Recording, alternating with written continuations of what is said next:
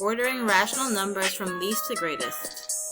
So the first thing we're going to do is highlight and take notes on the word problem.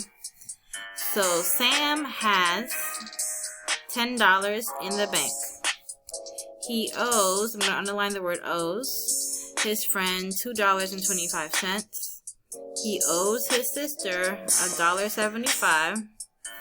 Consider the 3 rational numbers related to the story of Sam's money. Write and order them from least to greatest. Okay, so I see that if he has $10 in the bank, if that's in his possession, then that's going to be a positive number. So I'm just going to go ahead and write $10. When he's owing someone money though, right, that when you owe something, that number has like a negative connotation to it. So I'm going to write negative $2.25.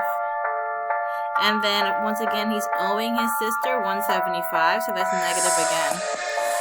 So negative $1.75. So when I'm writing these numbers in order of from least to greatest, the first thing I want to do is just write the rational number. So I'm going to get rid of the dollar sign. So I have 10, negative $2.25, and negative $1.75. So if I think about a number line,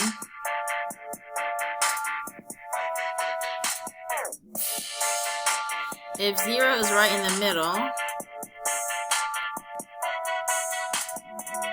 10 would be just 10 units to the right? And then if I'm going backwards,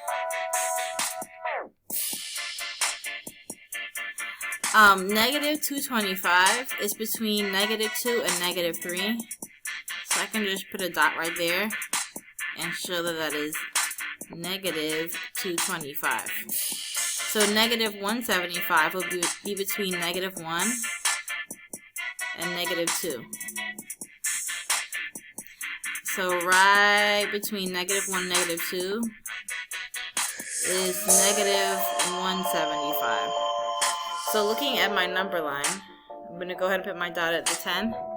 Writing the numbers from least to greatest, I'm going to write negative $2.25, comma, negative $1.75, comma, 10, and this is my final answer.